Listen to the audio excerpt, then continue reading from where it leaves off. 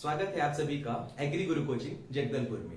तो आज हम डेयरी साइंस का अगला टॉपिक पढ़ेंगे। फर्स्ट क्लास में हम लोगों ने देखा था कि डेयरी साइंस क्या है, डेयरी साइंस कैसे इंडियन इकोनॉमी को हेल्प करता है, उसका करंट स्टेटस क्या है, उसकी हिस्ट्री क्या थी। फिर हमने व्हाइट रेवोल्यूशंस के बारे में देखा था। तो ये कुछ इंपॉर्टेंट पॉइंट्स के बारे में हम लोगों ने डिस्कशन किया था। आज की क्लास में हम डिस्कशन करेंगे कॉम्पोजिशन ऑफ मिल्क अर्थात दुग्ध का संगठन। ठीक है, तो मैं डेयरी साइंस की क्लास स्टार्ट करने से पहले आपको पहले एक चीज बता देता हूं कि पूरे डेयरी साइंस में आपको जो सबसे ज्यादा चीज मिलेगी वो होगी डाटा। आपको हर चीज में डाटा याद करना है। फैट कितना है, लैक्टोज कितना है, परसेंटेज कितना है, वाटर, ये सारी चीजें क्या रहेंगी, डाटा बेस्ड रहेगी। चाहे आप प्रोडक्ट के बारे में पढ़ लीजिए, चाहे आप इंस्ट्रूमेंट के बारे में पढ़ लीजिए, चाहे आप मिल्क के बारे में पढ़ लीजिए, कोई भी चीज के बारे में पढ़ लीजिए, इसमें डाटा बहुत इंपॉर्टेंट रहती है और यही डाटा आपको एग्जामिनेशंस में पूछी जाती है। और हम यहीं पर गलती कर देते हैं, ठीक है, कि डाटा हमें याद रहता नहीं है, हम क्या है रट के जाते हैं और चीजों को भूलने लगते हैं। तो आपको करना क्या है, तो आपको डाटा को याद रखने का बहुत सा सिंपल सा तरीका, बहुत सारे तरीके हैं, ठीक है, बट जो चीज आपको अच्छे तरीके से याद रखवा सकती है वो है, सबसे पहला है कि आप सारे डाटा को हर दिन चार्ट में बनाइए, किसी पेपर में बनाइए, कहीं पे टांग दीजिए और डेली उसको देखते रहिए। ये तरीका तब सक्सेसफुल होगा जब आप इसको रिलेट करेंगे। कैसे रिलेट करेंगे, जब भी आप किसी चीज को पढ़े ना तो उसको थ्योरेटिकली तो आपने पढ़ लिया, प्रैक्टिकली भी देखें। जैसे कि मैं दूध की बात कर रहा हूं, तो जब भी आप दूध पढ़ने की कोशिश करेंगे आप एक गिलास दूध रख लीजिए। अब ऐसा नहीं है ना कि एकदम साइंटिस्ट की तरह उसमें रिसर्च करना है, आपको याद रखने का तरीका है कि जैसे मैं दूध की बात कर रहा हूं तो दूध में जैसे मैं बताऊंगा कि पानी रहता है, ठोस रहता है, तो उस चीज को अगर आप देखेंगे ना तो आपको बहुत ज्यादा याद रहेगा, ठीक है, एज कंपेयर टू उसको आप रट के पढ़ेंगे। तो फिर आपको क्या करना है, कोई प्रोडक्ट पढ़ रहे हैं तो उस प्रोडक्ट को लाइए, जैसे पनीर पढ़ रहे हैं तो पनीर को रख लीजिए, थोड़ा सा छोटा सा टुकड़ा ही रख लीजिए, ठीक है। अब इंस्ट्रूमेंट की बात करें तो इंस्ट्रूमेंट आ नहीं सकता तो फोटो देख के पढ़ लीजिए, एक फोटो चिपका दीजिए। तो ये कुछ तरीके हैं इस सब्जेक्ट को इजी बनाने के। जितना ज्यादा आप इजी बनाएंगे उतना ही आपके लिए आसान होगा। तो चलिए फिर आज की क्लास को स्टार्ट करते हैं। तो कॉम्पोजिशन ऑफ मिल्क का मतलब होता है दूध का संगठन, मतलब दूध किन चीजों से मिलके बना है, उसमें क्या क्या चीजें पाई जाती हैं। तो इसको स्टार्ट करने से पहले हमें एक चीज जानना है कि दूध क्या होता है, मिल्क होता क्या है।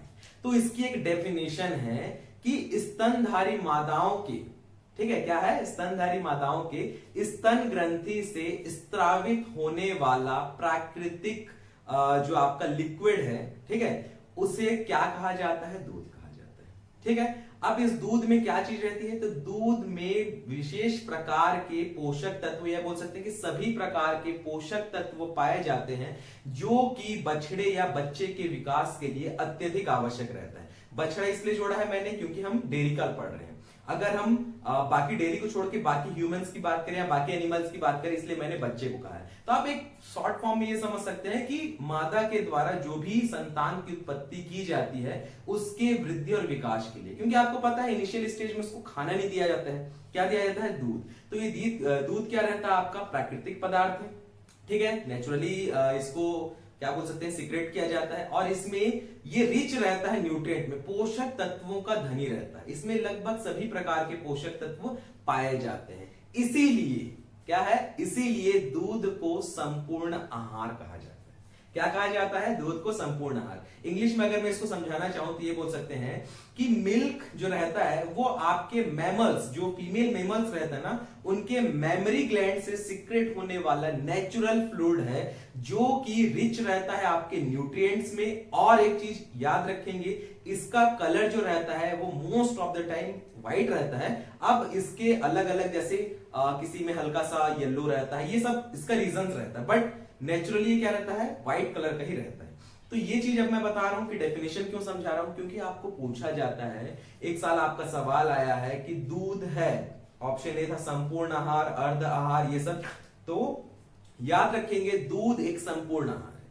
क्यों संपूर्ण आहार है, जब इसको समझेंगे इस पूरे आपके चार्ट को तो आपको ज्यादा अच्छा समझ आएगा, ठीक है। अच्छा, एक और चीज पूछा जाता है कि दूध में कम से कम 3.5% वसा, ठीक है, और 8.5% SNF, ठीक है, सॉलिड नॉट फैट होना चाहिए। क्लियर है ये चीज, ये भी आपका डेफिनेशन में इंक्लूड है कि वसा 3.5% और SNF 8.5% से ज्यादा होना चाहिए, तभी आप उसको क्या कहेंगे, दूध। इसमें एक चीज है, जब मैं आपको एक टेबल बताऊंगा तो उसमें गधी के दूध में आप देखेंगे वसा भी कम रहता है और एसएनएफ भी कम रहता है, तो उसको दूध कहा जाएगा कि नहीं, तो जब मैं वो समझाऊंगा ना तो आप समझेंगे उस चीज को। क्लियर है? तो चलिए, ये आपको एक चार्ट दिया गया है कि दूध में क्या क्या कंपोनेंट्स रहते हैं। देखिए स्टार्ट करते हैं, दूध में जो सबसे ज्यादा पोर्शन रहता है वो पानी का रहता है। आपको ये क्वेश्चन भी पूछा गया है कि दूध में कौन सा अवयव सर्वाधिक पाया जाता है, ये क्वेश्चन आया ना आपका, तो याद रखेंगे दूध में सर्वाधिक 87% क्या पाया जाता है, आपका वाटर। अगर आपका दूध 100% है तो उसमें 87% क्या पाया जाएगा, आपका दूध पाया जाएगा, सॉरी जल पाया जाएगा, और ये जल किस रूप में रहता है, द्रव्य के रूप में। उसके बाद जो बच गया आपका 13%, वो क्या रहता है, आपका ठोस पदार्थ, सॉलिड मटेरियल रहता है। क्लियर है? अब इस सॉलिड मटेरियल को वापस से डिवाइड किया जाता है। क्या किया जाता है, वापस से डिवाइड। ये दो हिस्सों में डिवाइड होते हैं, एक रहता है आपका फैट जिसको हिंदी में वसा कहा जाता है, और एक रहता है आपका SNF, इसका इंग्लिश में बोलते हैं सॉलिड नॉट फैट, अर्थात वसा रहित ठोस। इसमें क्या चीजें नहीं रहती है, ये भी आपका एक क्वेश्चन पूछा है कि SNF में क्या नहीं पाया जाता है। नोट कर लीजिए, SNF में आपका फैट और वाटर दोनों ही नहीं पाए जाते। ये आपका क्वेश्चन है ना, मैं फिर से बता रहा हूं, इंपॉर्टेंट है कि सॉलिड नॉट फैट में आपका वसा और जल दोनों ही नहीं पाया जाता है। अच्छा, SNF को निकाला कैसे जाता है, तो जब दूध को गर्म कर दिया जाता है तो उसमें वेपर के फॉर्म में, मतलब जब आपका पूरा वेपर के फॉर्म में आपका वाटर उड़ गया, फैट जो आपका फैट इमल्सन है वो हट गए, उसके बाद जो आपका सॉलिड मटेरियल बचेगा ना उसको कहा जाता है SNF। क्लियर है? तो SNF कैसे निकाला जाता है, सॉलिड नॉट फैट, जब दूध को बहुत ज्यादा तापमान में गर्म किया जाता है तो उसमें से कुछ पदार्थ आपके वेपर या वाष्प के रूप में उड़ जाते हैं। उड़ने के पश्चात आपका जो मटेरियल बच गया वो क्या कहलाएगा, आपका SNF, सॉलिड नॉट फैट। अब आपका जो फैट रहता है वो कितना परसेंट रहता है, 4%, और आपका SNF कितना रहता है, 9%। तो 9 + 4 = 13%। सेटिस्फाइड हो गया? अब ये जो 4% फैट है ना आपका, ये वापस से डिवाइड रहता है। कैसे डिवाइड रहता है, फैट को भी दो हिस्सों में तोड़ा गया है। एक को बोला जाता है आपका ट्रू फैट अर्थात वास्तविक वसा, और एक को बोला जाता है आपका फैटी मटेरियल या फिर वशीय पदार्थ। क्लियर है? फिर आपका ट्रू फैट में 3.95%, मतलब 4% का 3.95, आप समझ सकते हैं कि 90% से भी ज्यादा प्रतिशत, मतलब ऑलमोस्ट जो आपका फैट रहता है वो ट्रू फैट से बना रहता है। और ये ट्रू फैट कौन सा रहता है, आपका ग्लिसराइड्स। ये आपके एग्जाम में पूछा गया कि फैट में सर्वाधिक मात्रा किस अवयव की, किस एलिमेंट की पाई जाती है, तो ग्लिसराइड्स की पाई जाती है 3.95%। अब जो आपके 0.05% रिमेन बच गए, उसमें आपका फॉस्फोलिपिड्स और कोलेस्ट्रॉल आता है।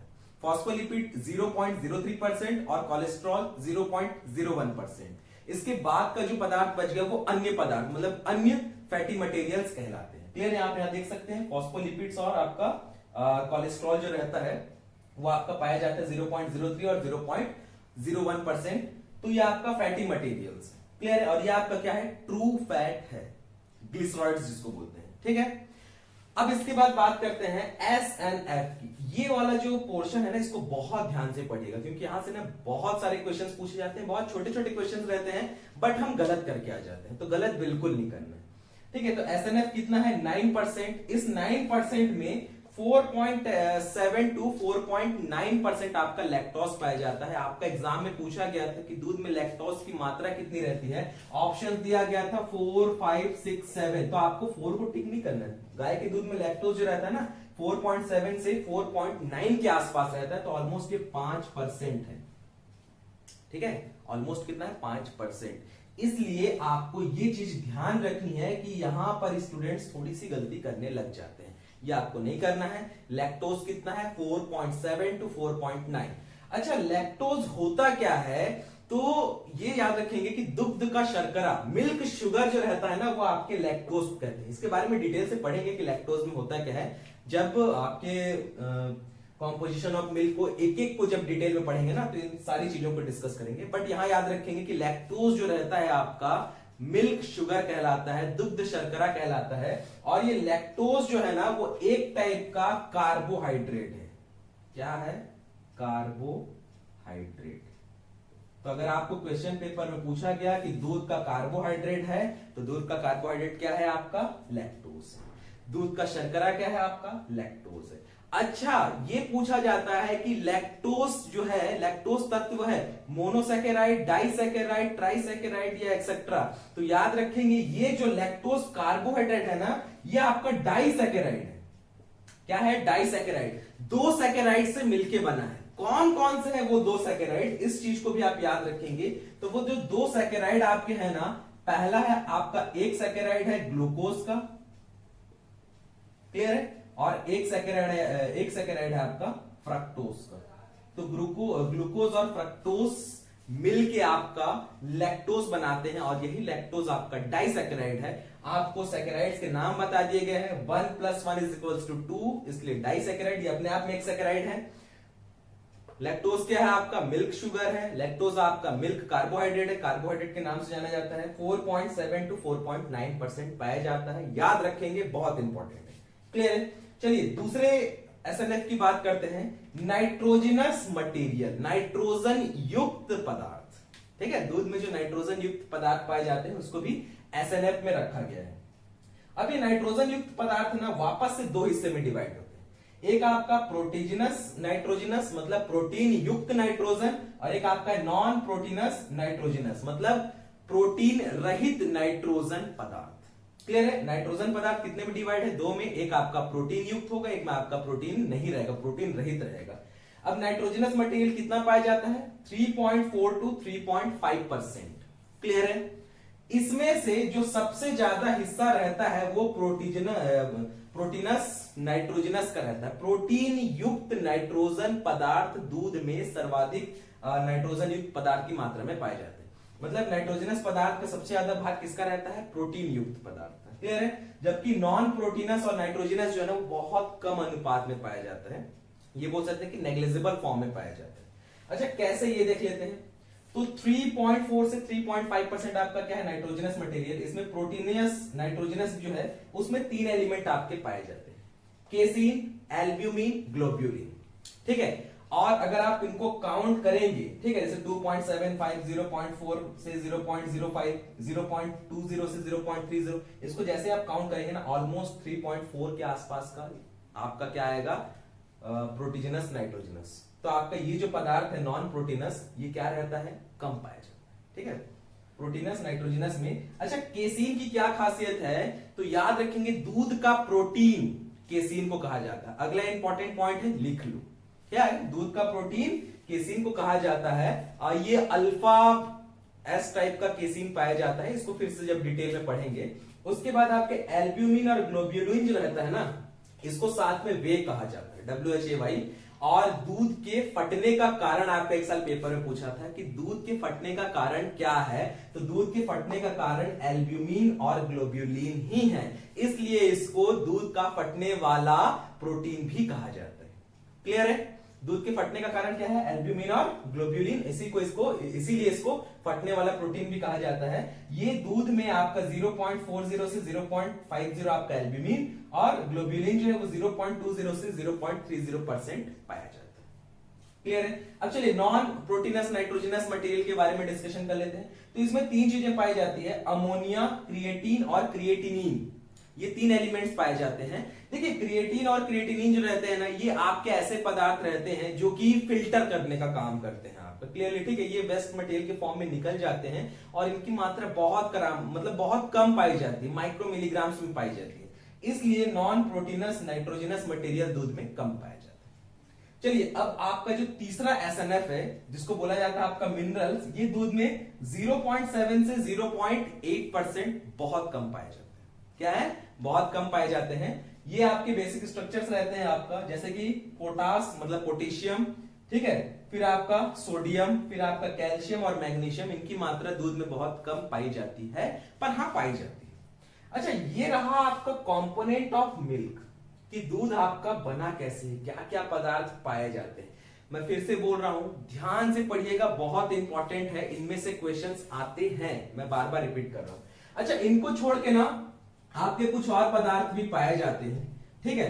तो जैसे कि कुछ गैस पाई जाती है आपके दूध में, ठीक है। कौन कौन सी गैस आपकी मिलती है, कार्बन डाइऑक्साइड रहता है, आपका ऑक्सीजन रहता है और नाइट्रोजन गैस, ये आपके दूध में पाए जाते हैं, बुलबुलों के रूप में रहते हैं, बट इनकी मात्रा इतनी कम रहती है कि इसको नेग्लेक्ट ही माना जाता है। इसके पश्चात दूध में कुछ विटामिन भी पाए जाते हैं। ठीक है, क्या है, दूध में कुछ विटामिन भी पाए जाते हैं, जैसे आपका ए, डी, कुछ मात्रा में ई और के भी पाए जाते हैं। ठीक है, और विटामिन बी जो रहता है, विटामिन बी का, ठीक है, आप लिख लेंगे कौन कौन से विटामिन, ए है, डी है, ई और के की मात्रा जो रहती है थोड़ी सी कम रहती है, और बी में, बी का डिवीजन है ना, vitamin B1, B2, B3, riboflavin, ये सारे है ना, B1, B2, B3, B4, B6, B12। तो दूध में पाए जाने वाले जो विटामिन है ना, वो लगभग विटामिन B1 और B2 पाए जाते हैं, शेष बी विटामिन नहीं पाए जाते हैं, बहुत कम मात्रा में या नहीं के बराबर पाए जाते हैं। क्लियर है? अच्छा, आपको जब सवाल पूछा गया है ये भी नोट कर लीजिए, दूध में कौन सा मिनरल नहीं पाया जाता है, बहुत इंपॉर्टेंट है, आपका पूछा गया है। ठीक है, कि दूध में कौन सा खनिज नहीं पाया जाता है। आप पेपर उठा के देख लीजिए, 2 या 3 साल पूछा गया है। तो दूध में आयरन नहीं पाया जाता। क्या है? आयरन जो है ना वो नहीं पाया जाता है, नोट कर लेंगे, ये इंपॉर्टेंट है। क्या है? आयरन। इसीलिए बोलते हैं ना, आपका एक एडवर्टाइज भी आता है ना, दूध में आयरन की कमी को पूरा कीजिए। क्या है आपका, शायद कुछ पाउडर्स आता है, ग्लूकोज या सॉरी कॉम्प्लेन या जो भी है वो रहता है, एक एडवर्टाइज है कि दूध में आयरन की कमी को पूरा करने के लिए उस पाउडर को डालिए दूध में और आयरन की कमी पूरी हो जाएगी। क्लियर है? तो ये इंपॉर्टेंट क्वेश्चन है कि दूध में आयरन नहीं पाया जाता। साथ ही साथ दूध में विटामिन सी भी नहीं पाया जाता है, विटामिन सी, ठीक है, नहीं पाया जाता है। अगर आपको विटामिन में पूछा कौन सा विटामिन नहीं पाया जाता, विटामिन सी। अगर आपको मिनरल्स में पूछा कौन सा मिनरल नहीं पाया जाता, तो आयरन। कुछ जगह पे या कहीं पे आप सुन सकते हैं कि विटामिन सी होता है यार थोड़ी मात्रा में, ये मात्रा में, उसको नेग्लेक्ट कर दीजिए। मैं फिर से बता रहा हूं, नहीं है मतलब नहीं। क्लियर है? अगर होगा भी तो 0.000 माइक्रो मिलीग्राम में होगा, उसको काउंट नहीं करेंगे। इसलिए बोल रहा हूं क्योंकि ये क्वेश्चन पूछा है आपका, ये क्वेश्चन आया है कि दूध में कौन सा विटामिन नहीं पाया जाता है, तो विटामिन सी आंसर लिया था और विटामिन सी सही में नहीं पाया जाता है, नोट डाउन कर लेंगे। क्लियर है? इसके बाद 2 चीजें आपकी इंपॉर्टेंट होगी, कौन सा विटामिन पाया जाता है, कौन सा विटामिन नहीं पाया जाता है, ये सारी चीजों के बारे में डिस्कशन कर लिया हम लोगों ने। अच्छा, एक और चीज है कि दूध में ना कुछ एंजाइम्स भी आपके पाए जाते हैं। ठीक है, क्या है? कुछ एंजाइम्स भी आपके पाए जाते हैं, जैसे कि आपका प्रोटीएज और लाइपेज। क्या है? प्रोटीएज और लाइपेज, ये एंजाइम्स दूध में पाए जाते हैं। क्लियर है ये चीज? अच्छा, एक और चीज आपको पेपर में पूछा गया था कि जल में घुलनशील विटामिन कौन से हैं, वसा में घुलनशील विटामिन कौन से हैं, यह आपका क्वेश्चन पेपर में भी आया है। ठीक है, बहुत इंपॉर्टेंट है, बहुत साल पूछा है इस सवाल को कि जल में घुलनशील विटामिन आपके कौन से हैं और वसा में घुलनशील विटामिन कौन से हैं। तो जब भी आएगी जल में घुलनशील, वाटर सॉल्युबल, क्या है? वाटर सॉल्युबल विटामिन की बात की जाएगी जब भी, तो यहां पे आपको 2 नाम याद करने हैं, विटामिन बी और विटामिन सी। ये आपके जल में घुलनशील विटामिन हैं। अब आपका पूछा वसा में घुलनशील विटामिन, फैट में, वसा में घुलनशील, फैट सॉल्युबल, तो आपको क्या रखना है? 4 विटामिन है ऐसी। ठीक है, विटामिन ए, डी, ई और के, ये 4 विटामिन हैं जो आपके वसा में घुलनशील है। नोट डाउन कर लेंगे, पूछा गया सवाल है, बहुत इंपॉर्टेंट है। तो आज की क्लास में यहीं तक पढ़ेंगे। नेक्स्ट क्लास में हम देखेंगे कि जो जो आपके कॉम्पोजिशंस में जो जो आपके एलिमेंट्स है ना, पानी का क्या काम है, वसा का क्या काम है, किस रूप में पाए जाते हैं, क्या इसकी स्पेसिफिक या विशेषताएं हैं, इन चीजों के बारे में हम नेक्स्ट क्लास में डिस्कशन करेंगे। तो आज की क्लास यही रहेगी। ठीक है, आई होप आपको अच्छे से समझ आई होगी, और अगर समझ नहीं आई होगी तो बिल्कुल आप अपना डाउट पूछ सकते हैं। तो आज की क्लास यही कंप्लीट करते हैं। Thank you so much.